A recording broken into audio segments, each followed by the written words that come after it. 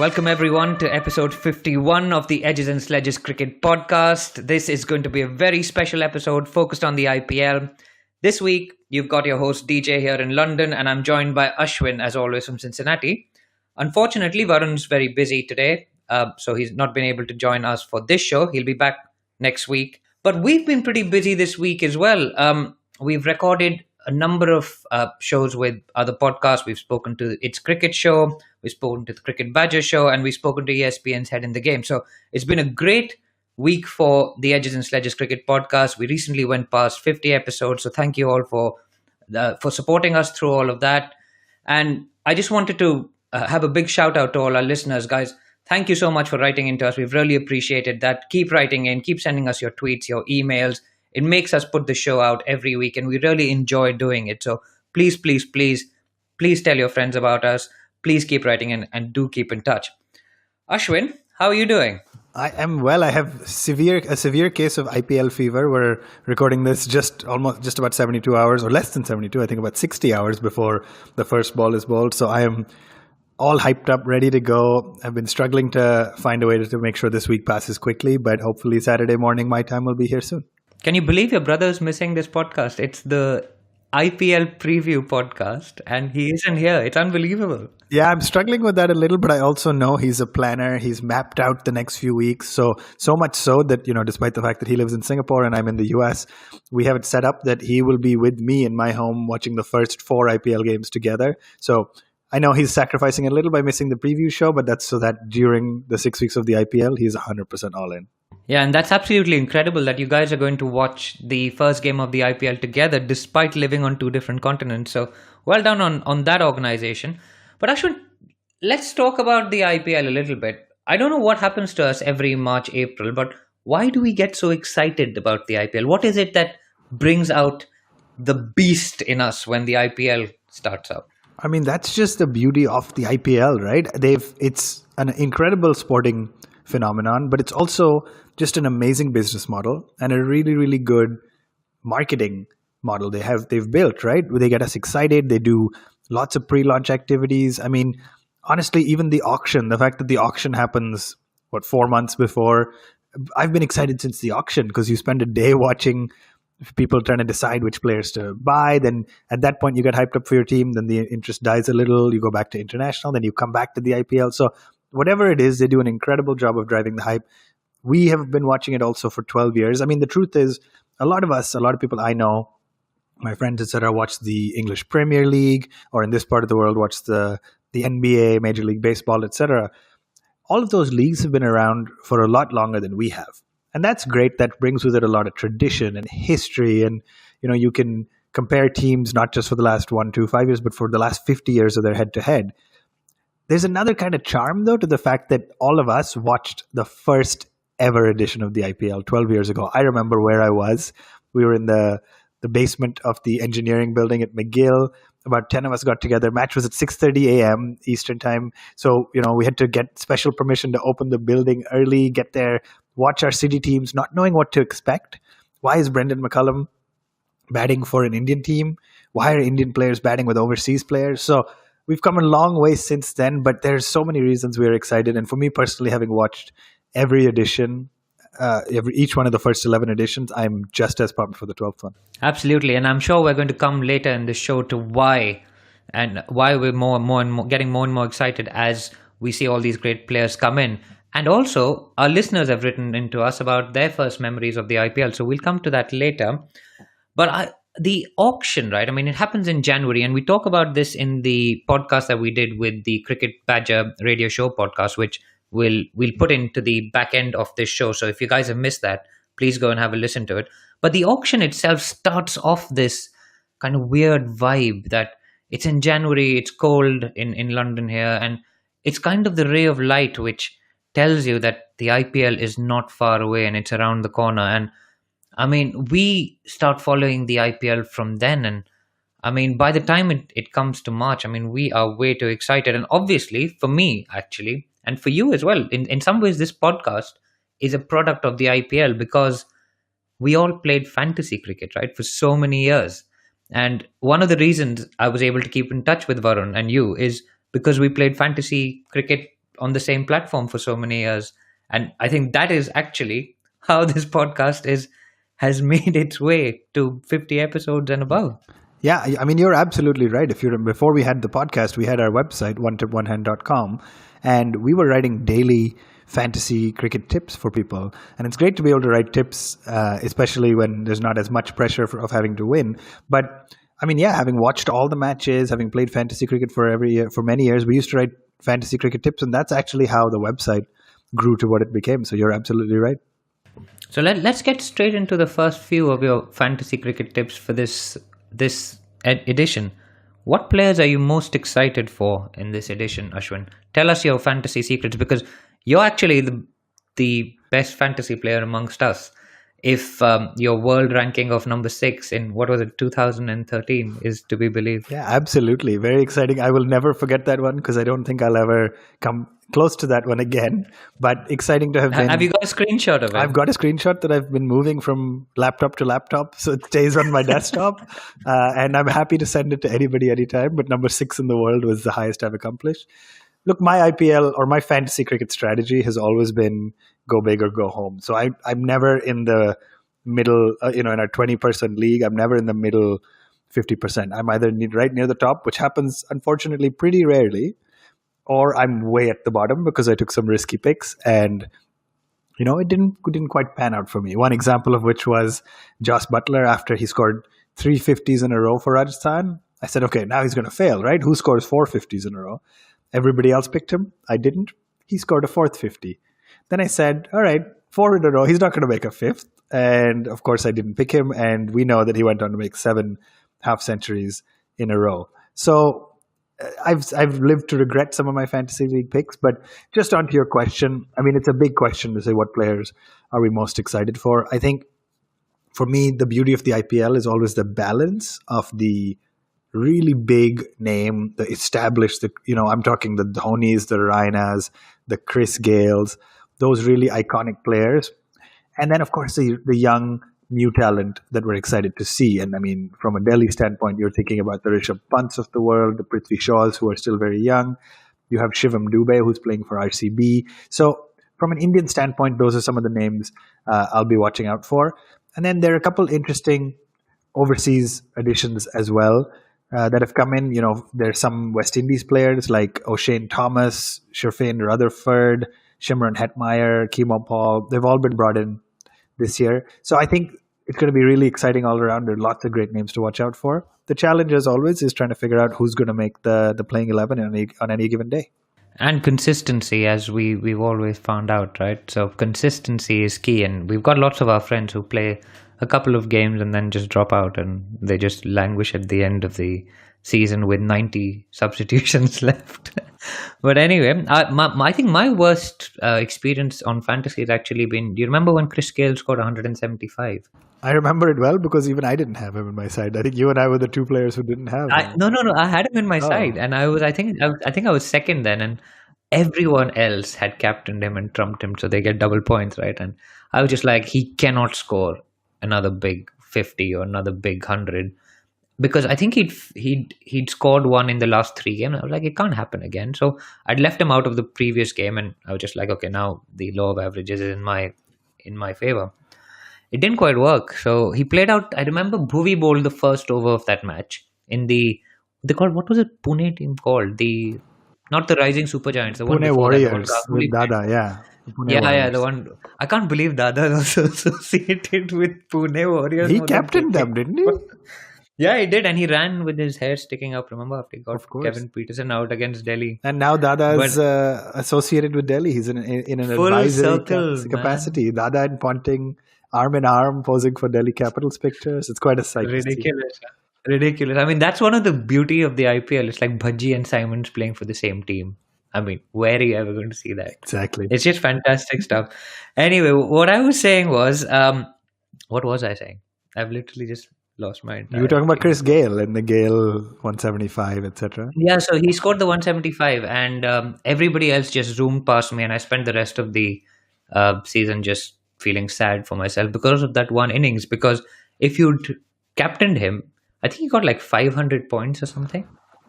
and it was just absolutely insane. Josh Butler is another good example, as you given last season. One of our friends, Akshay, just had a crazy fantasy season, just captaining Josh Butler all throughout. But anyway, apart from that, are you excited about any young players coming through? Varun Chakravarti, an unknown player from Tamil Nadu. Thoughts on him? Yeah, to be honest, I don't know too much about him other than what the hype has said. So I think it'll be interesting to watch Punjab. I think Varun Chakravarti got lapped up by Punjab. As an all rounder, he brings that balance into the side where if you can even get 1 or 2 overs out of him and he can bat, that's where you get a little bit of you get a little bit of extra likelihood to make the final 11. So I think I mentioned him before. So Varun Chakrabarti is one. I mentioned Shivam Dubey. He seems to be the reason for all the hype. He cost 9.2 crores, I want to say. And again, an all-rounder, big hitter. So a lot of people are saying if he can have a good IPL and a good next 1 to 2 years domestically, then he really has a real shot to make it into the Indian side as that number 7, 8 slot we talk so much about in our show. There's a dire need for an Indian all-rounder who can bat as well as bowl a few overs for you. I think beyond that, I was really disappointed to see for KKR both the young fast bowlers Shivam Mavi and Kamlesh Nagarkoti are missing out. I think KKR is going to have a serious issue with their pace bowling because they also lost, I'm going to get his name wrong, but the South African fast bowler Anrik Nortje, I think his name is.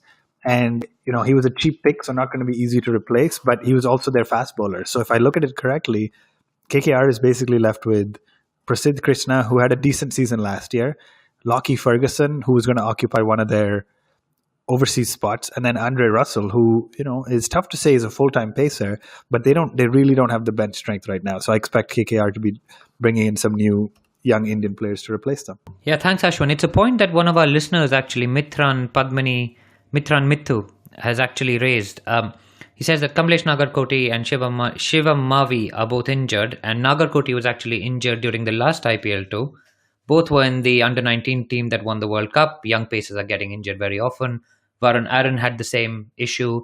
We've just heard today, actually, that Lungi Ngidi is going to be missing out on the IPL, which is a shame for him. And we've already had the jokes about there was one young guy in the CSK team, and even he's out. So, yeah, I mean, I think CSK will struggle. There's been chat about Dale Steyn coming in for Lungi, and we already made a joke about that being a dream for detergent sponsors. So we'll just have to wait and watch on that front. I think it's interesting. That's the other example of who, outside of your joke that I'd be happy to take to my detergent friends. It's interesting that pace bowlers are the gap for Chennai now as well, right? If you really look at it, they have Mohit Sharma, Deepak Chahar, Shardul Thakur, who I don't really consider a pace bowler of any quality. And he's super fast. That's why. Absolutely. And then they have Dwayne Bravo and Shane Watson as their all-rounder pair. So no real strength in pace bowling. Now, CSK and KKR are both outstanding sides. They both have quality spin bowlers, quality all-rounders, and of course quality batters. But I think it's just very interesting to see two of the bigger sides struggling a little bit with pace bowling, while on the flip side, you have a Delhi team with Rabada and Bolt together, along with Avesh Khan and Ishant. You have a Kings 11 Punjab team who has Andrew Tye and then Sam Curran. So it's going to be really interesting to see how fast bowling slots in because some teams have made big choices there.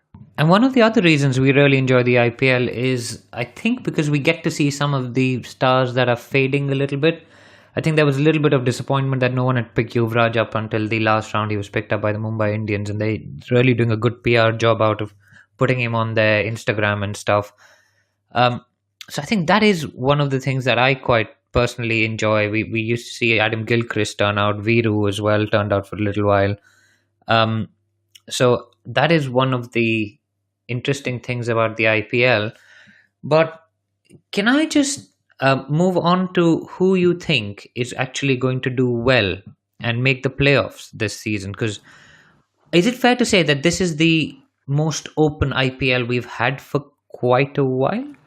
It feels like it, but then I also do recall, especially being a Delhi supporter, I do recall it feeling like it, not necessarily last year, but in the past few years a few times over. I mean, for Delhi, for example, I remember just how excited we were that Gambhir was coming back, and obviously we know how that ended last year for them.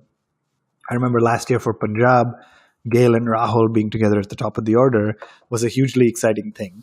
And again, that didn't quite turn out so well. So, I mean, IPL is all about momentum. It's about starting strong, and it's about having that savvy to navigate a long, difficult league. It's not just about the players. There's been many teams, at RCB is the prime example of that, where they have incredible individual performers but aren't able to find a team dynamic that works well. So I feel on paper, the difference and the reason why this year feels a little bit more evenly matched is because we've seen the emergence of lots of really strong younger players who have done well across the board.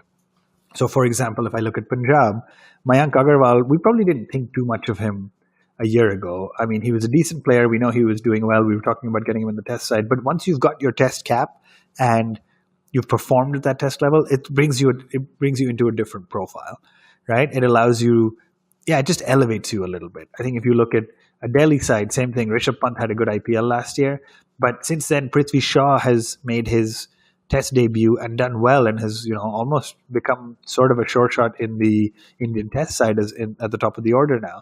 So as you look through some of the younger players who've in the last year grown internationally, in the last year grown in the international game. I mean, even if you look at an Ashton Turner, who in the auction, we said, okay, he's decent, but even just that one innings against India in India will elevate his level. So that's what I think makes this a little bit more balanced. I think it's going to be interesting to see which four make the finals. So tell us which four will make the finals, Ashwin. Ooh, that's a tough question. We're putting you on the spot again. I know, and it's going on record this time. Give us predictions, and so we can be wrong. I've already put mine on record. It's in the Badger podcast. So you guys can listen to me make my probably inevitably wrong prediction, but I wanted to get Ashwin's in as well. Yeah, it's a tough question. I mean, I think the beauty of this is it's a 50-50 shot. So I think really skillful would be find a way to predict four and none of them make it, right? But okay, here are my four. My surprising pick, I think, is the Chennai Super Kings.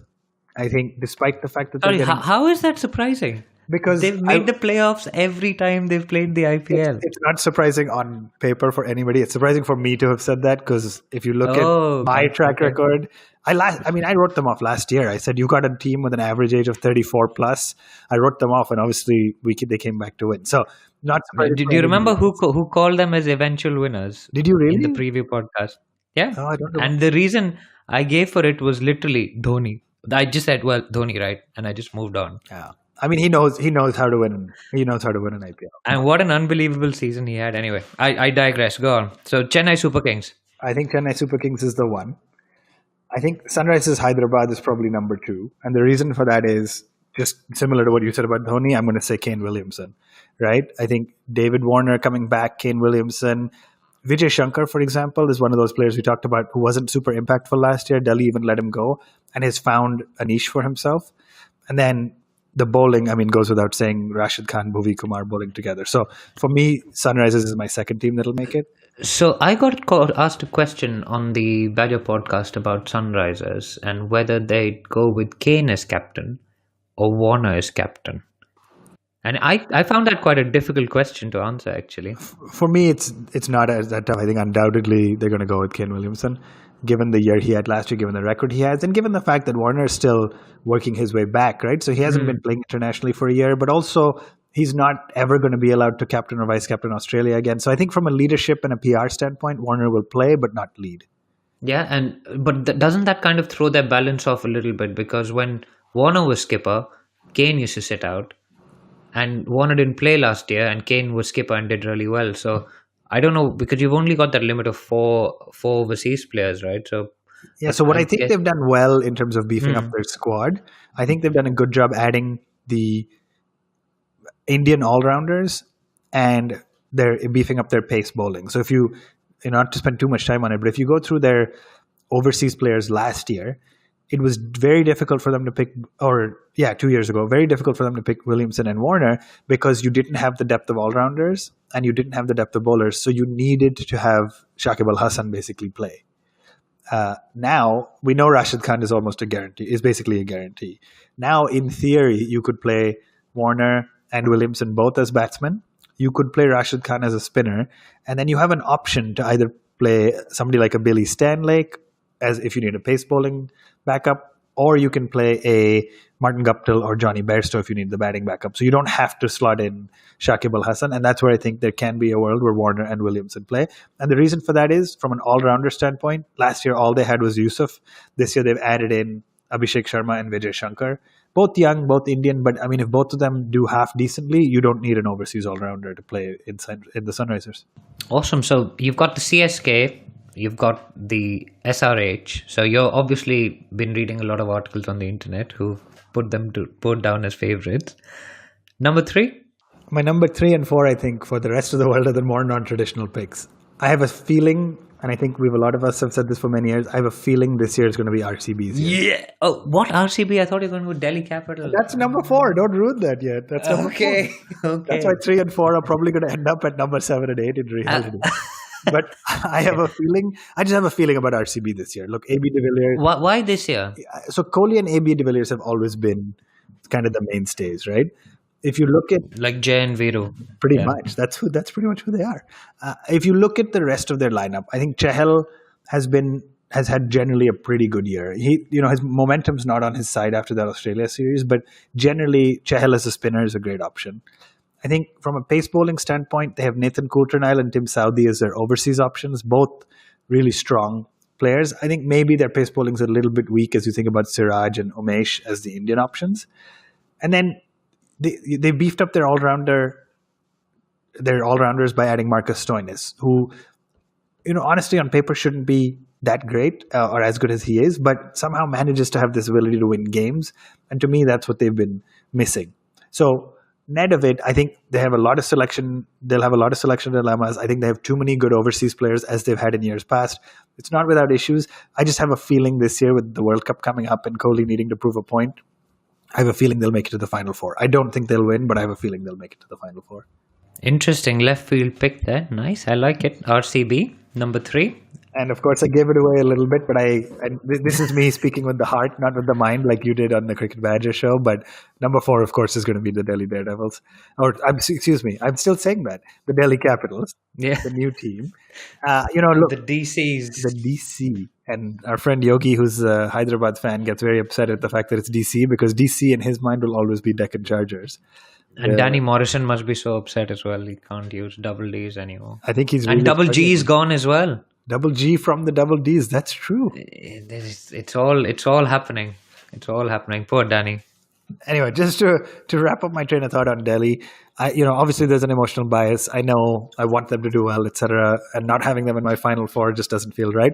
But even realistically, if you look at it on paper, I think any side that can have 4 of its top 5 batsmen guaranteed to be Indian players. You are always going to play Dhawan, you're going to play Iyer, you're going to play Pant, and you're going to play Shaw. You can flex where exactly they play and where you bring in that overseas batsman, but 4 Indian batsmen at the top is a huge asset. I think you have both the Collins, you have Colin Munro and Colin Ingram. You'll probably play one of them. Then from an all-rounder standpoint, you have 3 quality overseas options. You have Chris Morris, Sherfin Rutherford, and you have Kemo Paul. Again, maybe one of them will play. But you have Akshar Patel, who was brought in new this year to play that Indian all-rounder role. Not the best bowler, not the best batsman, but helps with balance often, right? He can play at 7, give you 2 overs, give you 15, 20 quick runs if you need him to. Then from a bowler standpoint, again, overseas heavy, but you have Rabada, Bolt from a pace standpoint. Ishant Sharma is riding high from his test form. I don't know if I'll necessarily play him early on in the season, but if he can channel some of that test form to just deliver 3 or 4 good overs, I think he could be an asset just from the experience he had. The data and the statistics don't say that, but I have to believe that. He's coming home and he's, coming off good momentum. And then finally, from a spinner standpoint, I mean, a year ago, people were saying, who is Sandeep Lamichhane? He didn't get most of the first few games. Then he came on in the back end of the season, did an incredible job. And now he's just gone league to league, racking up better and better and better performances. So I think, interestingly, Lamichhane is the guaranteed overseas slot for Delhi. And the rest will flow based on balance. So I think the side looks pretty good. I've said that before. I know I've said that before. But that wraps up that my Final Four, I think, are going to be Chennai, Hyderabad, Bangalore, and Delhi. And I'm glad we've actually learned, at least I've actually learned how to pronounce Lami Chane's surname, because I Yeah, think you it's had to, if he, since he got better, you had to yeah. inevitably. Yeah, I mean he's made a name for himself, right? So the big calls from you then are MI isn't going to make the playoffs. That's a pretty big call. I'm sure Gorvi isn't going to be pleased with that. Yeah, I mean, not just have I called that they're not going to make the playoffs, but we sat and watched the cricket fever together when Delhi knocked out Mumbai from the playoffs last year. So that was obviously a fun moment in my household. And then I was Schadenfreude. Schadenfreude. exactly, and then I was saying separately, Mumbai plays Delhi for their opening match. So my brother Gorvi and I will all be watching the game together, and there's going to be two Delhi fans in the house and one Mumbai one. So I'm quite looking forward to that. Interesting. And no Rajasthan Royals for you either in the I playoffs. don't think so. Unfortunately, they're a good side. Honestly, it's like you said at the beginning. I could. There's a world where you could see KKR, Mumbai, Rajasthan, Maybe not Punjab. I don't know. Do you and think Punjab. Honestly, all making the play. You could see that, right? So that's a sign that Mm, it's pretty balanced. I think Rajasthan is missing out a little bit. A in terms of leadership. I'm not sure Rahan is that leader that can bring the mm. whole side together. And B, I think their Indian all-round contingent is a little bit weak. I mean, if you look at Stuart Binney, I think is way past his prime. Shreyas Gopal, Krishnappa Gautam both did well last year, but on and off. So I think they could come good on their day. I'm just not sure they'll do it consistently enough to make the final four. So when was Binny in his prime? I'm not 100% sure. Let's just maybe it is due. Maybe he's due finally. He's due. Binny's never been in his prime. Although I think he does have That's the fair. best figures for a bowler in one-day internationals. Wait, has he Six, played one day? Did he play for India? yeah, he bowled Bangladesh out, I think, for like less than 104. It was some crazy match. I remember that he took like 6 wickets or 7 wickets. Six wickets for 4 runs. You're right in an Yeah, ODI. yeah, Wow, yeah. I forgot about that. Insane. He's played So 14 those were ODIs. the heydays of Binny. The heyday of Binny, And 34-year-old Binny, of course. correct, correct. So that's an interesting discussion actually. I think it's a pretty open IPL. So I'm just looking forward to it now. I can't wait. It's what is it, 72 hours, 48 hours away, and yeah, we've already planned where we're going to watch it. We're going to going over to a friend's house who is also part of our fantasy league, and we're going to get Hotstar UK because obviously Sky isn't broadcasting it this time for some odd reason after announcing it's going to do it for the next 3 years. I mean, there's been a lot of weird stuff going on, right? Like Sky saying, okay, we can't broadcast this. What's happening to the official fantasy league side? Ashwin, I know you've been following this with great interest. I wake up every morning, I check the site, it's not loaded. I check Twitter, people are complaining, and there's no response. So I think, yeah, some people who are more patient than I am are saying this has happened many years that they don't launch the site till 2 days ago, 2 days before the first ball. Once it happened that they actually didn't launch the site till after the first match.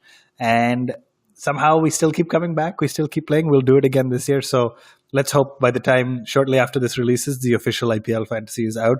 They've announced that they're partnering with Dream 11 to run the back end of the league. Unfortunately, Dream 11 for all three of us that run this show doesn't work outside India. And so that's going to be a challenge. So we are under the assumption right now that Dream 11 is going to create a platform that will be hosted on the official site. Like we've said before, for anybody listening, we will put out an Edges and Sledges listener league. Honestly, at this point, it may be 15 minutes before the first ball is bowled that it actually goes online, but we'll be checking every few hours. Yeah, and I'm getting really stressed about this, man, because Dream 11 apparently doesn't cater to people outside India, and I can't understand why. I mean, this is just fantasy cricket. I guess they want to get paid customers or whatever involved and all. I think it's to do a little bit to do with the betting laws as well, because they do, although this might be one section of the site, they do have a large section where you can actually bet on the games and win money, and the laws for those are different in every country. Well, I guess there's an element of skill involved in picking the right players and all that. That's the argument with fantasy sports in India, right? Anyway, so we'll have to wait and see how that unfolds. But I hope it really settles itself quickly because I think it's stressing quite a lot of people out.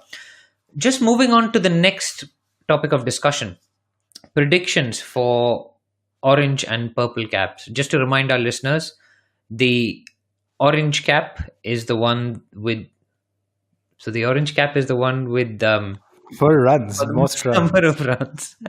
And the purple cap is, I don't know why I kept thinking of the Hyderabad Sunrisers orange cap, and I kept thinking of Bhuvi. And I was like, why is Bhuvi wearing an orange cap? Well, it's funny because when Warner had the orange cap for most of the season 2 years ago, it just looked like the normal Sunrisers cap, right? It was strange. And when anybody from KKR, back when they had the purple uniforms, when they had the purple cap, it looked like Narayan had it pretty often one season, and it just looked like the normal cap. So it's a bit strange, but there aren't that many colors left to choose from. So I think that was pretty well done with by me confusing myself while trying to remind our listeners what cap stood for what. Just moving smoothly along after that, orange cap and purple cap. Ashwin, your predictions for this season?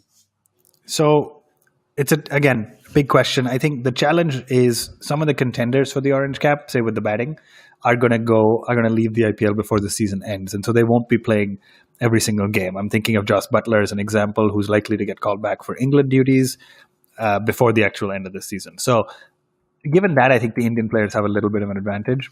I think any list of likely contenders for the orange cap is going to be incomplete without starting with Virat Kohli. I think just the sheer incredible form he's been in, I think he's likely to step up and do it once again. So that's my number one pick for the orange cap. It's going to be Virat Kohli. My second is probably a little bit of an interesting one, and I think it's going to be KL Rahul.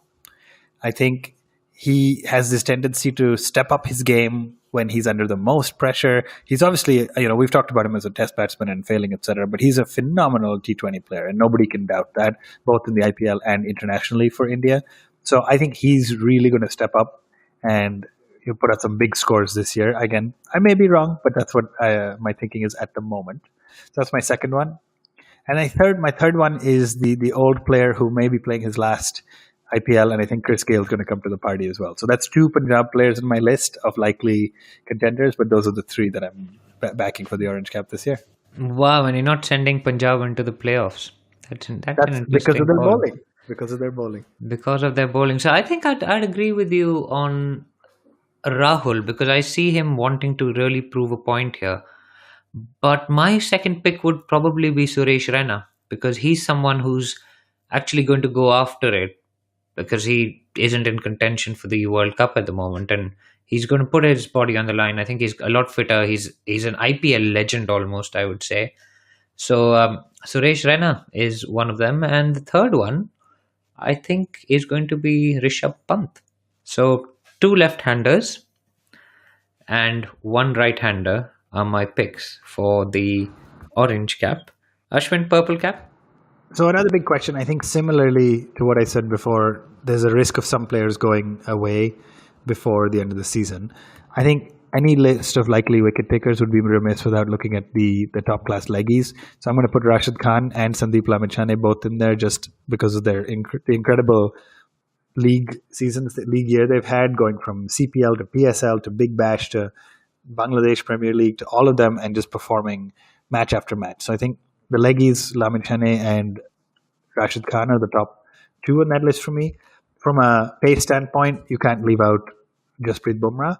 I think he's obviously a critical wicket taker. I think the reason what might work a little bit against him this year around is that teams have started to decide, hey, we're going to just play out his overs and try to hit the rest of the batsmen. So that's good. It's a good contribution to the team. It'll be good from a economy rate standpoint, and but it'll probably mean he'll be a little bit short on the wicket. So I still think he's always a force to be reckoned with, but he might fall a little bit short there. And then my final pick, sorry, I'm going one extra. My final pick is the off spinner, also from Afghanistan, who I think we always goes under the radar, but it's Mujibur Rahman. I think he's done a great job picking up wickets for Punjab. I'm realizing now that I think a lot of you stole my. I'm player, realizing now man. that I've been backing a lot of player. Punjab individuals, but didn't have them in my top four. So I clearly haven't. Yeah, and you're like bowling. Bowling is rubbish. Well, if you look at the rest of their bowling, I think Ankit Rajput, Shami's joined them. He's not a T20 bowler. They have the two Ashwins, neither of who's done a great job in the IPL recently. So that's where I think they'll fall short. But I think Mujib will be strong. Interesting. So I was going to go with Mujib, which is why I told you that you stole my player. My second pick is going to be another leggy, and it's going to be one of your favorite players, Piyush Chawla. Because I don't know, he just picks up tons of wickets. What? Yeah, he picks up tons of wickets for Kolkata, man. Piyush Chawla? Yeah. I'm telling you. He's going to pick up tons of wickets. They're light on their bowling this year. They've had three pacers injured, right? Andre But I Russell's mean, always either you're gonna injured play or not. Kuldeep Yadav ahead of him for sure. You have Sunil I Narayan. don't know if Kuldeep will play as much. In my head, you're gonna play Kuldeep ahead of him, and you have Narayan as a spinning option. I don't know. No, no. I mean, I want Kuldeep to play, obviously, but I don't see Narayan. He's got that suspect action, so he may not bowl that much. Kuldeep Yadav is going to save himself for the World Cup. They've got three bowlers who've injured themselves, and the others are all youngsters. Piyush is going to lead the attack. Piyush was I'm was the telling you. third highest wicket taker for KKR last year, behind Narayan and Kuldeep. Mm, He took 14 yeah, wickets but in 15 games. Piyush is a Hold on, cockroach, hold and on. he's going Can to I just finish survive. this? He went at 8.4 runs and over in economy rate compared to Okay. Narayan, who went at 7.6, Kuldeep, who went at 8.1. I mean, there's no stats that back you up. So let's hope you're right. So if he's in the 11, I would put him in my team, in Okay. my fantasy team, Okay. is what I would say. Wow. And my last player is for the purple cap is going to be Dwayne Bravo, and I'll tell you why. Because he's not really going to play the World Cup, right? So he's going to play the whole thing. Chennai is going to go all the way, and he picks up all those junk wickets at the end. He picks up tons of junk wickets because he's just a hero at the end. I think it's interesting. So I mean, I can't argue with Dwayne Bravo. I think that's fair. I think it's interesting. Neither of us said Jofra Archer, who had a really breakthrough season last year. So I don't know whether it's just because Rajasthan somehow is not as top of mind, or there's but something. he's in contention for England Yes, yes. selection as well, right? So he's going to leave on the 1st of May, Yeah, probably, you're right. You're if right. if he gets into the squad. So it's quite difficult. I mean, it's going to be quite tricky when all these foreign players go off for their World Cup training squads, because if someone like Delhi, I mean, Bolt is going to be gone, Rabada is going to be gone. That's taken out your two best bowlers, presumably. So Ishant will slot in. I have faith in Ishant Sharma. yeah, well, we live in hope, right? Ishant has always been the big hope. Speaking of Delhi, what did you think of the news that Ganguly has become is he the mentor? He's some sort of an advisor. I don't know if he's an official mentor, but he's joined the Delhi Capitals in an advisory capacity, quote unquote. And so I'm not sure what that means. I think good for branding, and they've been doing a great job posting pictures of him, and it's good for overall team morale as well. Look, I think the reality with Delhi is you also have to account for the fact that they've retained Iyer as the captain, and Iyer is a great player, has been a good leader, but it's not quite at the stature. I mean, the other captains are Kohli and Williamson and Rohit Sharma, right? Iyer's not at that stature. So they probably needed a big presence. They already had Ponting, but they decided to bring Ganguly in as well. Because even Dhawan coming in brings maturity and experience, but Dhawan's really not a leader. He's, lighthearted. He's going to have fun with the team. So I think that's what Ganguly will bring, is a little bit of coaching for Iyer as a skipper. And also, yeah, exactly. And Ponting was never known to be the greatest tactician, right? So Exactly. Ganguly is really well ahead on the tactics front in a lot of ways, I would imagine. And it was quite interesting watching them both sit on stage and talk about Rishabh Pant being number 4 for India at the World Cup. I think it was days after Ganguly said that Cheteshwar Pujara should bat for India at number 4. So There have been a lot of strange comments made by a lot of former players, from Gambhir to Ganguly to, lots of strange comments. Let's hope our players do well in the IPL, and then there's a good fight for number 4 in the World Cup. absolutely, and as we said on our last pod, I think the number 4 slot will be decided by the IPL form and fitness in the IPL. So we'll just have to wait and watch how all of that goes. So guys, that's all the discussion that Ashwin and I had for you this week, and we put out a couple of tweets earlier today asking for funny IPL stories. Where's the weirdest place you've watched an IPL match? What's your favorite IPL memory? Have you ever met an IPL player? Funny stadium stories. And we got quite a lot of nice responses. So we're going to read out some of those and just keep writing in with stuff like this. We absolutely love it. It makes the show so much more fun for us. So the first response we have is from Chokidar Abhinav Sharma, who said that the weirdest place he's watched an IPL game is when he was traveling from Kodaikanal to Bangalore. He just took a halt somewhere in Tamil Nadu to watch the final over of an IPL in front of somebody's house. So that was well done to him. Nikhil R. Day, and Ashwin, this goes to what you were talking about earlier, right? Where you got your dorm room open to watch the match. Nikhil says that the weirdest place has to be his college TV room. Imagine more than 100 guys sweating and sitting in a small confined room, glued for 5 to 6 hours straight. It was the passion that kept us going, else people would have suffocated inside. I think that may have been quite sticky in that room, but having studied in a law school in India myself and having watched television in a in a common room, I totally get what he means. Um, Eamon Lahiri wrote into us saying his favorite IPL memory is when Ganguly got kicked out of KKR captaincy and then out of the team in general. And a funny stadium story is when a loony at Eden Gardens kept yelling at Ashwin throughout a game with a packed crowd from the top tier. I can just actually just imagine that happening somehow, weirdly enough. So that's a good story. Abhinav writes in saying he went for a DD-RCB game and the whole of Kotla was screaming for Paul Collingwood, who's then a Delhi Daredevil. Basically, every player ever has played for Delhi Daredevils or Delhi Capitals, right? That's the conclusion from that story. That is absolutely insane. I mean, Paul Collingwood was everyone was like cheering for him. Anyway, so he also goes on to say he's an MI fan, and nothing beats the MI RR humdinger of 2014 at Wankhede. No IPL game has made him nervous like this. Now, this is obviously when Aditya Tare hit that six of, was it Faulkner? Of the last ball when Mumbai had to chase a massive score. I think Corianderson got I shouldn't say it like that. I should Corey Anderson, Dhania-san got did he get 100 in that game? Man, I have a terrible memory compared to you.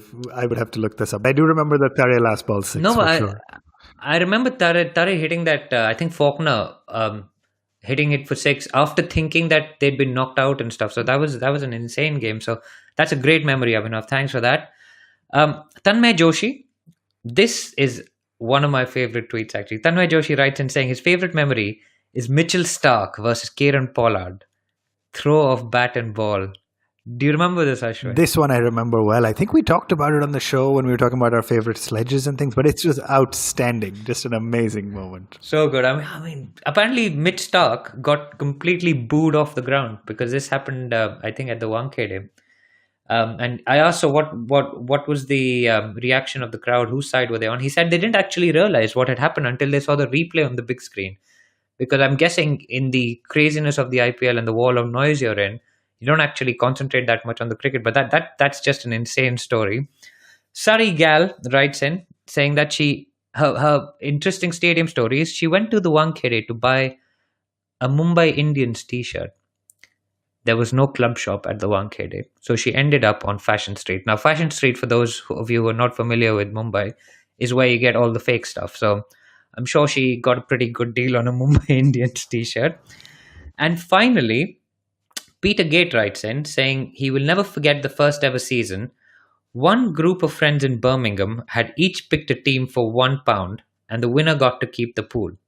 I got Delhi, and I'm from Delhi, so we'll always support them anyway. Delhi did so well through the group stages and then get thrashed by the Rajasthan Royals.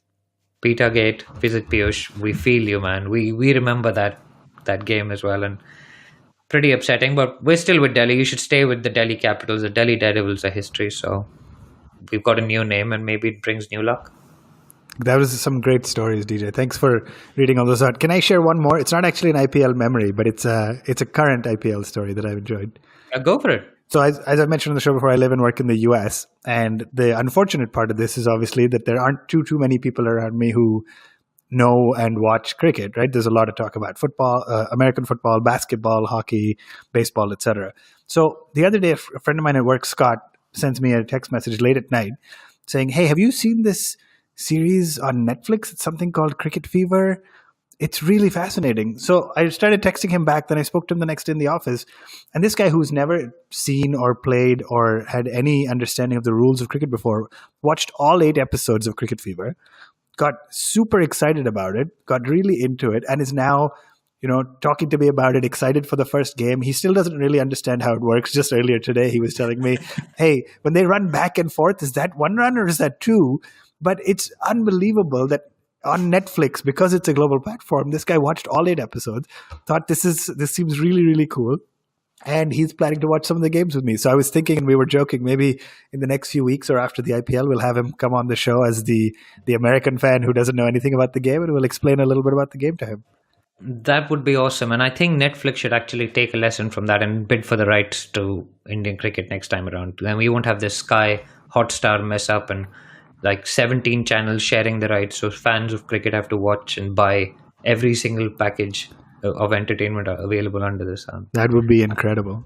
It really would, man. I mean, YouTube, I think, broadcast the IPL in 2010. Do you remember that? Oh yeah, I do. I remember that was incredible. That was the first year I remember getting an HD stream. It was and yeah, amazing. of course. It was amazing because I was in Bangkok then for work, and it was like I remember watching the IPL final on. It was Chennai versus Mumbai. I still remember, and everyone was like, "Why hasn't Pollard come in as yet?" and stuff. And um, Chennai won that final, and I mean, I remember watching it on YouTube, and it was absolutely amazing. And it just shows you how far the IPL has come since 2000, the early 2000s. Oh, well, the late 2000s.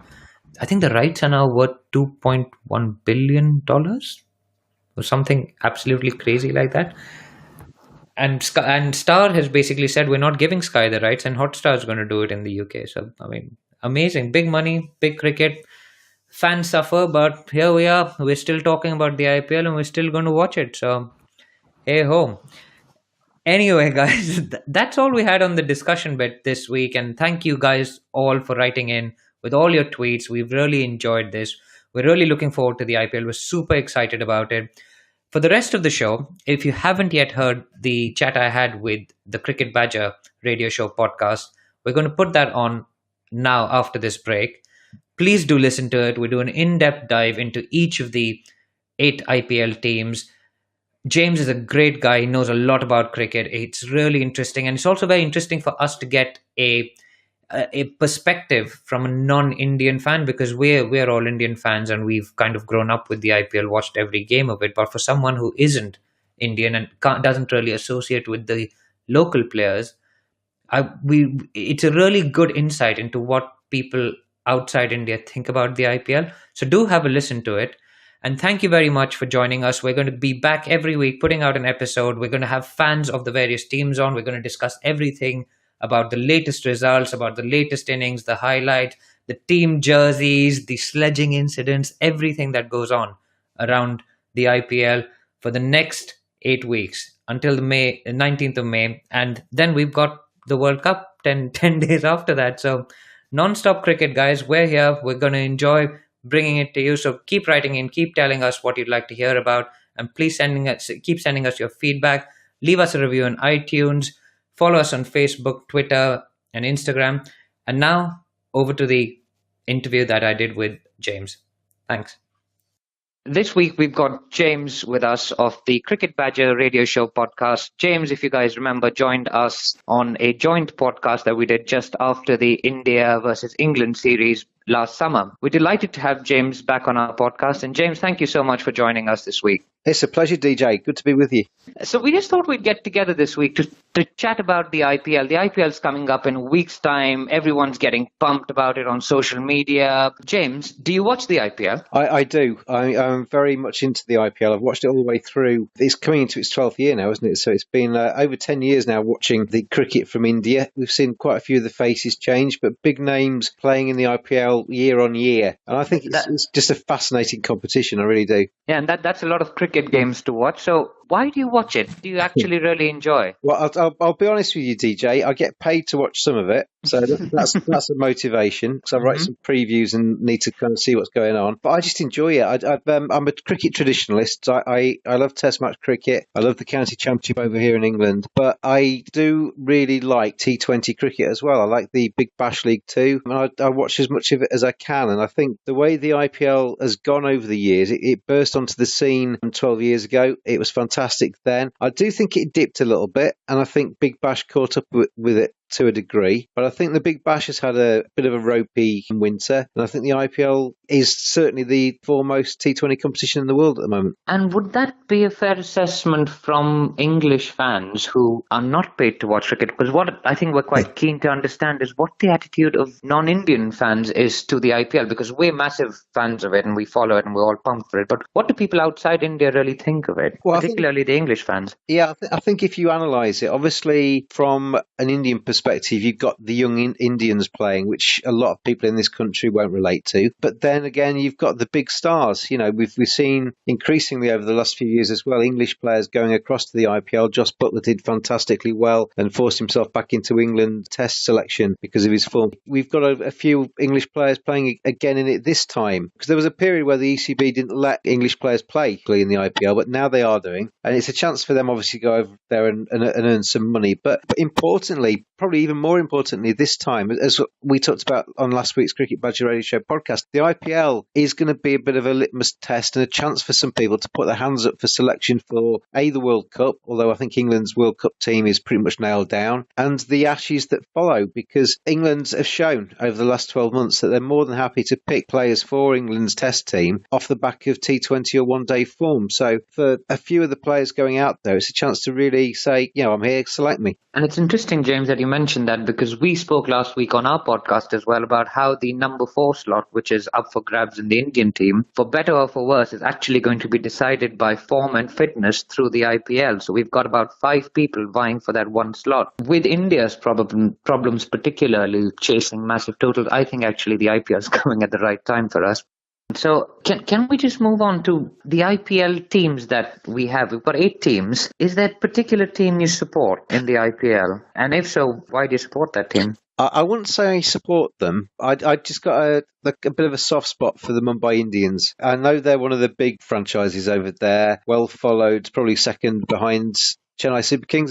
Would that be a fair assessment? I'd say so. I mean, the Mumbai Indians have just had a Netflix documentary released about them. So yeah, have you watched that yet? I have watched that. Yeah, and I found it fascinating. It got me fantastic. It got me back in the mood for this season's IPL, and I thought it was good because you look at the way the Mumbai Indians have played over the last 6 years or so. They've won an IPL, they've then disappointed, they've won, and they're alternating. They didn't do so well last year, so I think I actually fancy them to bounce back this year. I'm a big fan of Mahela Jayawardene, and he's their head coach, and I think he's got a very level head on him. And I think there's some very, very good young players in that Mumbai Indians side too. I think can really do a job this time. If you look down their lineup, you've got Rohit Sharma, their captain. I think he's a terrific player. Didn't have the best of IPLs last time, but I think if he plays anything like, he's one of the best limited over batsmen in the world. I love the tree trunk, Kieran Pollard, the West Indian. He's built like and I can't really say the words on a family podcast, but he is huge. And when he gets going, he can really blast the ball all over the place. And I like watching him bat. He can win a match,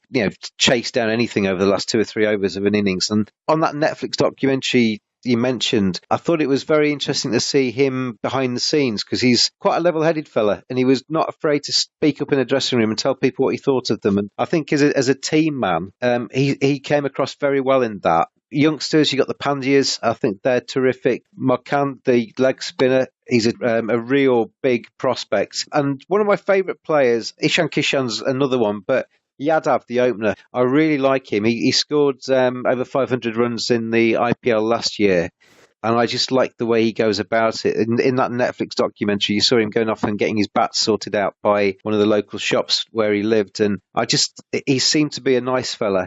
And he knows how to score runs in T20 cricket. I think Yadav has every chance of winning the cap for scoring the most runs in this one. Yeah, and he's a beautiful batsman to watch as well. I mean, while I was watching the documentary, I was like, why are we picking this guy for the Indian team? We've had all these other people try out. We should have given him a shot. And I think what went against him is he plays for a franchise like the Mumbai Indians, and that's just the fact of it. If you play for them and you open the batting, you're expected to score runs. And I mean, I think if he'd done the job for another franchise like, I don't know, Sunrisers or Punjab, he may have been the reckoning for an Indian call-up after last year's IPL. Yeah, well, if he has another good one this time, it's maybe not too late for him to force his way in, is it? So there's a few in the Mumbai Indians side who I really do rate, and I like watching them play. What I actually wanted to get your thoughts on, is the relationship between, obviously, Mahela Jayawardena being the coach and Robin Singh and those guys, and they were obviously excellent having been ex-players. What did you think of the relationship between the Ambanis, who are the team owners,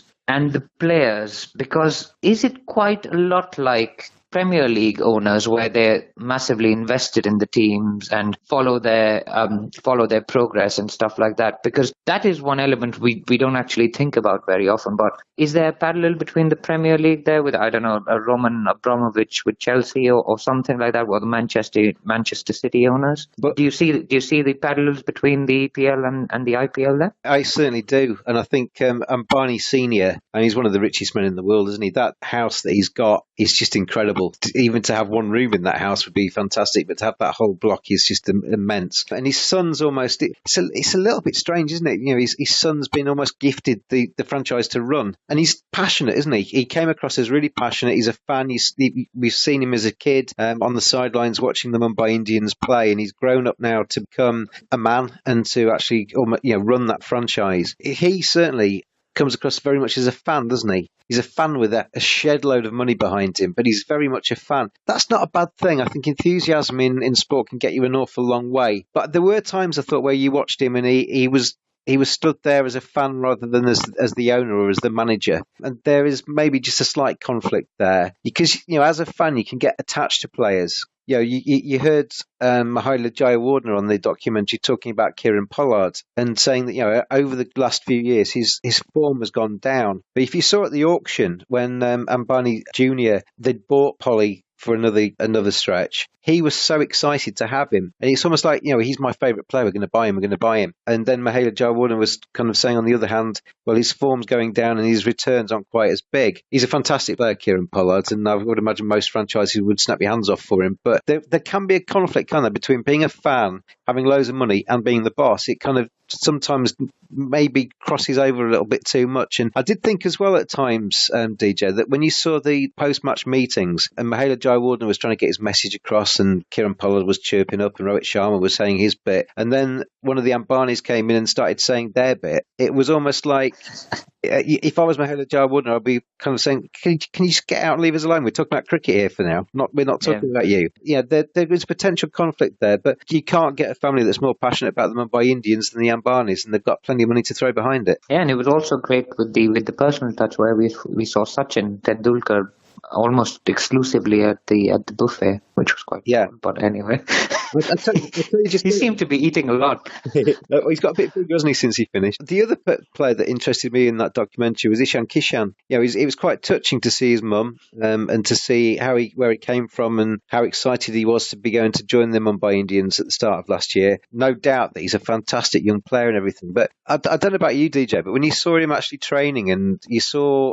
a bit of immaturity coming out, didn't you? Because he was messing around and he was not necessarily taking everything quite as seriously as he should do. And I was sat watching the documentary thinking, come on, Ishan, get yourself sorted out here. You're a cracking player. This is a massive opportunity for you. Concentrate, train, do what you can. But then on the other side, you could see Mahela Jayawardena. Every time you saw Mahela Jayawardena and Ishan Kishan together, Mahela Jayawardena loves him. There's something in that player that Mahela Jayawardena just thinks is just special. And it'd be really, I think it's going to be interesting to see how Ishan Kishan gets on this season, because if he kicks on, he could be a real force. Absolutely, and he's only 19, 20. I mean, he's got years of cricket ahead of him. So it's the maturity that comes with experience. And I think that's when Kohli speaks of players like Prithvi Shaw and Shubman Gill being beyond their years and not being 10% of the player that they are at their age. I think that's what Kohli's identified in those two players. But yes, Kishan is a terrific player. I don't know whether you picked that up. Maybe it was in Hindi, but he actually said that his mum pointed out that he's going to meet Sachin. And Ishan actually said that he used to have a picture of him and he would pray to that before he went out to bat. So, I mean, these guys are meeting their idols. Kishan's known him his entire life. That's one of the things that those documentaries do so well, isn't it? Because they remind you that these people that you see under a helmet, wearing the kind of the outfit of their franchise, who from a distance look exactly the same, don't they? It reminds you that they are actually just human beings, and they're just like us. You know, they love cricket and they're fans. And going on to see Sachin Tendulkar, he was sat on the sidelines, wasn't he, with his pads on, saying, "I want to bat now. I want to bat now. I want to go out and show Sachin what I can do." And it's quite refreshing, I think, just to get reminded that these guys actually really care about it. Absolutely, and the season as it goes on, you can see the drain. How it drains the players, and I thought that was particularly interesting as well. More IPL teams, so should we talk about those? Yeah, sure. Do you want to start with Chennai? Absolutely. They're a big side, aren't they? Defending champions, Chennai. MS Dhoni, one of the greats of the game, isn't he? Just before I start, MS Dhoni, legend, followed Tendulkar, didn't he, as the poster boy. Virat Kohli, has he totally replaced Dhoni now as the main focus in India? I would think so, but I suppose they perform different functions. Dhoni's kind of on his way out, the legend that won everything there is to win, and Kohli's hungry and he's looking for stuff to win. So I think they perform different functions for the Indian psyche. So I think they're quite comfortable with those roles at the moment. Well, he's huge, isn't he, for CSK? The only worry for CSK, I think, is that they are starting to get a little bit older, aren't they? You know, the likes of Dhoni, the likes of Suresh Raina, Imran Dahir, even, who's in their side, or potentially in their side this time around, and Ravindra Jadeja. None of them are getting any younger. Shane Watson. There's a few kind of old stages there, and you can say, well, that's great for experience, which it is. And it's great to have those names in there because they're all talented players. But, you know, they're starting to get a bit long in the tooth. So at some stage, CSK is going to have to shake it up a little bit. And going back to the Mumbai thing that we spoke about, you know, the one focus that they had was to bring in youngsters, wasn't it? And to kind of create a culture, bring the youngsters through. Potentially CSK are going to have to do that at some stage. Dwayne Bravo, even as their all-rounder, is not getting any younger. So that would be the worry with CSK. But, you know, the names that we've mentioned are all match winners. So they do have every single chance. I think every single time they've played in the IPL, they did miss a couple of years. They've made the last four, the playoffs, and yeah, you'd have to say on the names that we've said, they've got every chance of getting to at least the playoffs again this time. I think they're a very good franchise. Would you agree they're maybe looking a little bit old? I think that you'd find it difficult to bet against them for a top four finish. They've done it every year. They've played 7 finals, 3 wins. They've got players who know how to play the IPL, right? And yeah. So one of the things with the IPL, and one of the things that's frustrated me for a long time, is the auction and switching up the team every 3 years. So when Chennai made its re-entry into the IPL, they very much went with a team that was only for the next 3 years. So I'm not sure there's a lot of benefit in actually grooming youngsters, because what happens is 3 years down the line, you shuffle everyone around. Chennai's gone with consistency, they've gone with experience, and we saw it last year. They won the whole show. So it's a good point, that, DJ, but I mean, Mumbai kind of retained quite a few of their youngsters for the second time. The Pandya brothers are still there. And I do quite like the idea of having some fresh faces, a combination of some old stages and some young talent as well. I also think the auction is one of the best things about the IPL. Obviously, it's not cricket, but I think the kind of 2 days of working out who's going to go for what money and who's going to get taken, who's going to not get taken, who's going to be surplus to requirements, I think it's quite exciting. I think that's, you know, possibly one of the best advertising campaigns you could have for competition. It comes in advance of it, obviously, and you get excited about the IPL, you know, long before it starts. And that's absolutely right. I mean, we start looking at the IPL in January, and by the time it's April, it's an absolute crescendo. So yeah, exactly. That is right. Let's have a look at Delhi Capitals. This is bizarre for me. Why are they not the Daredevils anymore? Because it almost seems like the owner of Delhi Daredevils sat down and thought, right, we're rubbish. We're doing absolutely nothing here. Let's change our names. Let's have a rebrand. Let's get a new logo.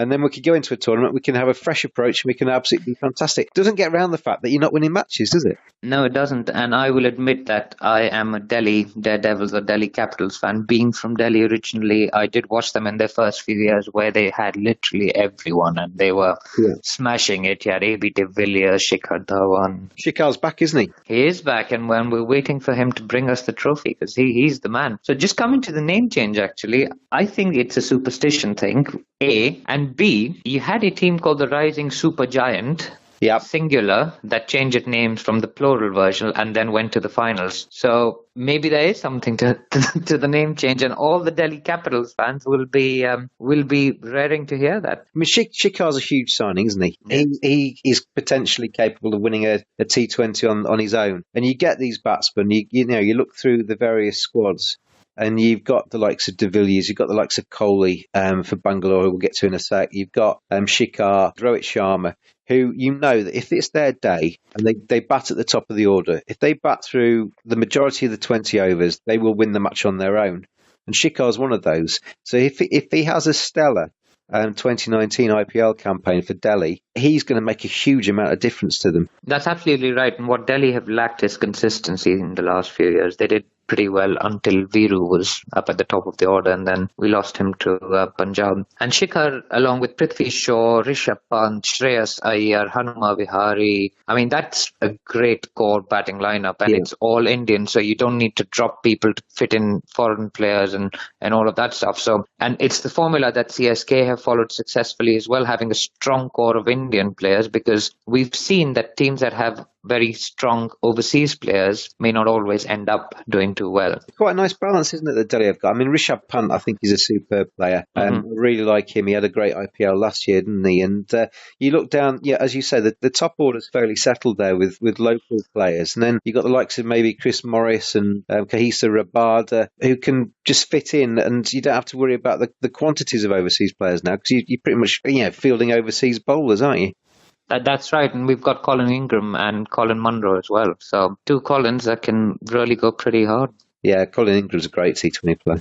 So I'm hopeful for Delhi. I'm not going to say any more because I don't want to jinx it, but I'm hoping that we're not going to come last like we did last year. I can't see them making the playoffs, DJ. We'll see. We'll see. 6 weeks. It will rely heavily on 2 or 3 of their players, won't it? Which I guess you could say for quite a lot of them, but you need Shikhar to perform at the top of the order. I mean, Shreyas Iyer is a good player, isn't he? Rishabh Pant is superb. So, if they do fire, realistically, any of the 8 teams could win it, because you look down their various squads, they all have match winners. It's just which franchise gets the momentum and gets going in the right direction, isn't it? And, if Delhi get that, then the rebranding may have worked.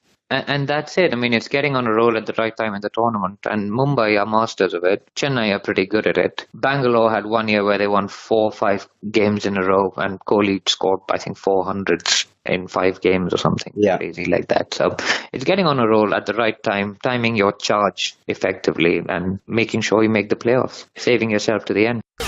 I don't have much faith in the Kings 11 team, it has to be said. They've got a few players in there. I mean, David Miller, he's a very dangerous T20 player, but you look down their list and I'm struggling to work out where they're going to get too many wins from myself. I think their bowling's a little bit light. I just wouldn't really back them. So they've still got Gale, haven't they? And they've got Rahul at the top. So I think a lot of their wins came from that last year. They were doing pretty well in the first half of the IPL until their form kind of just fell away weirdly towards the end. Ashwin was skipper. That brought about some interesting moves, some of which worked, some of them didn't actually work too well. Ashwin's got a point to prove before the World Cup. He's just come out and said that his record in one-day cricket is actually quite good, and white ball cricket is quite good, and he's suffering from the perception that you need wrist spinners to win limited overs games. Yeah. He'll have a point to prove, and what better time to prove it just before the World Cup? You got a few in there. I mean, Chris Gale's interesting, isn't he? Because he is probably more capable than anybody of winning a game on his own, but he may be these days, is it 1 in every 8 or 9, 10 games? Chris Gale of old would do it maybe 1 in every 3. One of the players that will be interesting from an English perspective is Sam Curran, who is obviously had a stellar 12 months for England. Doesn't necessarily play the one-day stuff for England as much as the test matches, but he's a fine talent. How he'll do in Indian conditions will be interesting to see. So it's going to be interesting with the Kings 11. But I think there's a lot of question marks around their side. Andrew Tye is the other guy who, in the Big Bash, he's superb. For Perth Scorchers, he just runs in and takes wickets. But the conditions in India are totally different, and whether he can do the same for the Kings 11 remains to be seen, I think. That is right. And I mean, he was one of the big wicket takers last year, so they'll be hoping for him to go well again. Kolkata Knight Riders. I'm doing this in alphabetical order. You look at them, and I just love the Sunil Narine pinch hitting role that he has. He comes in right at the top of the order, probably going to open with Chris Lynn this time round. And at the start of it, when I first saw them do it, I just thought, what on earth are you playing at here? Sunil Narine, but opening the innings, it's just ridiculous. But every now and again, he comes off, doesn't he? And he had a couple of really good innings last year, which when he does come off, he scores at such a rate because he just swings the bat at everything with his eyes shut. It sets KKR on such a roll that they can get a huge score. And with Chris Lynn at the other end, he is one of the real explosive talents at the top of the order in any team. He can win matches. He's one of those that falls in that bracket of winning matches on his own. Andre Russell back for them as well, who is one of my favourite T20 players, the all-rounder. So they're looking okay, I think, KKR. Carlos Brathwaite comes in. Yeah, KKR are always a threat, especially in their own conditions. It's interesting you spoke about Narine and Lynn. Narine's actually been the revelation with the bat, as you said. And I think it's been brought about by his bowling action being questioned. So he's added another string to his bow as he goes around playing T20 cricket around the world. But Lynn actually hasn't set the IPL on fire. I know he's a massive name in the Big Bash, but I can't actually remember him just teeing off and scoring massive runs. I do remember a few scratchy innings against spin, and maybe it's that the pitches take more spin than they would in Australia. But he's a beast in the Big Bash, but he hasn't replicated that kind of form in IPL games, and he's had shoulder injuries and things. But maybe that's the reason. I mean, he's been absolutely dogged, doesn't he, by shoulder injuries? It's every time he's got any momentum in his career, he's kind of fallen on his shoulder and been out for a few months. But I just like the look of KKR this time. They'd be my dark horses for winning the IPL. I think Robin Atapa is a very good T20 player. Andre Russell, Carlos Brathwaite in that lower middle order. If they get into a situation where they need sort of 40 or 20 balls and those two are in the crease, they've got every single chance in the world, haven't they? So don't forget their skipper, DK. He's one of the best finishers in the world. I think we mentioned it earlier. DK is just amazing at the end of the innings. They definitely have their merits, don't they? I think KKR. They'd be one to watch for sure. Get on to the Rajasthan Royals now, but Joss Butler, who had that superb run for Mumbai Indians, was he 750s on the bounce or something, wasn't it, that forced his way into the England reckoning? Destroyed my IPL team and my IPL fantasy cricket season. Just kept losing points. The other guy who had him in the team as captain. Anyway, sidebar. He is, I would suggest, probably the best T20 player around at the moment. The innings he scored this winter for England, 150 off something like 78 balls or something like that. Incredible batting. When he gets going, there is nobody better to watch than Joss Butler. And I think, with him in the team, Sanju Samson's a terrific player.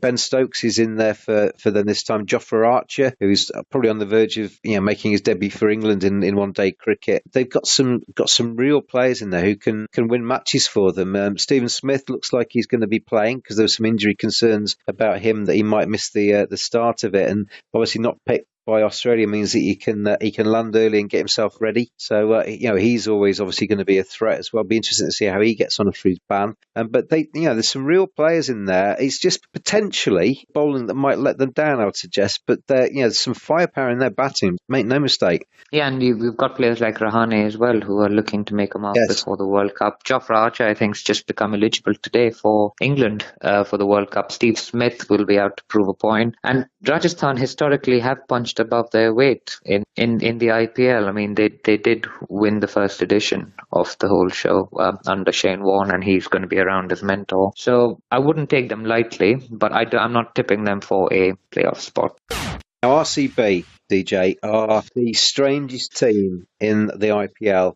You look down over their history, you look at some of the players that have played for the Royal Challengers down the years, and they've had some of the biggest names in cricket. And they've still got two of them, in Virat Kohli and AB de Villiers. But I do think that potentially maybe not having quite so many massive stars might be to their benefit this time around. Because I think they've always played a little bit like a team of individuals rather than as a team. And a team of individuals, like you said, can go on a little bit of a run of winning 3 or 4 on the bounce, but they can also lose. When RCB lose, they can lose quite badly. If AB de Villiers is fit, if Virat Kohli scores the weighted runs that you'd expect Virat Kohli to score, and then some of the others contribute as well, maybe RCB can get a little bit closer to lifting the IPL than I would give them credit for. They're always quite short in the bookies markets because of the names that they have in there on their roster. But it's asking an awful lot for Virat to do what he does game in, game out. AB de Villiers the same, and therefore you're looking further down the list at some of the others, and you wonder quite how RCB are going to win a few games. I would suggest that they start with preparing the pitch that the Bangalore curator prepared for the test match against Australia. I think the issue's always been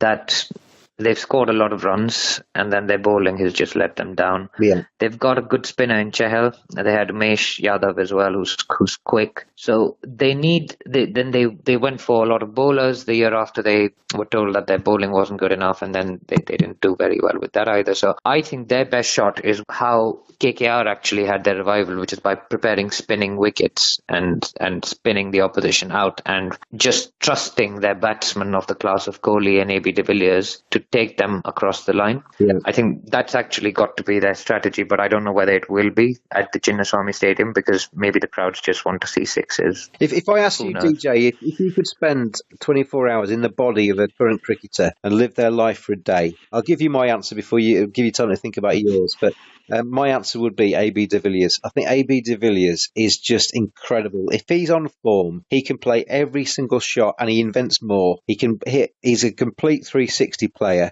He is just astonishing. When he's in form, there is nobody better to watch than AB de Villiers. And if I could be him for a day, I would just stand in front of the mirror and just admire myself, I think, for 24 hours. He's just an incredible player.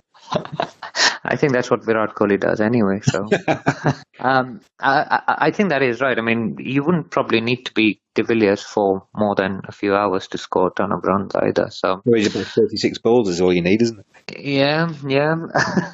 So I would probably go with Kohli, but I mean, his work ethic is what I'd try to work out. I mean, what he's done to himself, his transformation from a very good player to potentially one of the greatest players to have played the game. I mean, I think it's been remarkable, and it's happened in front of our eyes. So yeah, I think if he retired today, he would go down as one of the best Indians of all time, and he's still got a few years left. He's terrific. I mean, one of the things I think as well that people don't necessarily totally comprehend is that if you are an A-lister in Indian cricket, you are just so under the microscope. It's unbelievable. I can remember going to Lord's to watch Tendulkar. Do you remember the tsunami game they played at the rest of the world played at Lord's to try and raise money for Sri Lanka? And Sachin played in that. And I remember I was kind of waiting around afterwards to try and get his autograph. And there was about 1,000 Indian fans just waiting outside the pavilion. As it happened, they took Sachin across over there's like a bit of a flyover over an archway, and he kind of almost went out the back door and escaped. So none of the guys, because he knew that if he'd walked out into that, like, he'd have taken about 3 hours to get through it. The intense kind of scrutiny that Virat's under every single day of his life, and he comes through it classy. He's just churns out runs. I just think he's an exceptional, role model for anybody that wants to pick up a bat in India or anywhere. He's a massive role model. Absolutely, and I'd recommend an article on by an ESPN non-cricket writer who followed Virat Kohli for a day. He doesn't see any of the cricketing bit. He just follows Kohli around for a day during his commercial engagements, and he writes about that. I'll give you the name of the article in a second, but it's quite amazing what he goes through. So it's called The Strange Life of India's Cricket God, Virat Kohli, Keeping Up with the Kohli.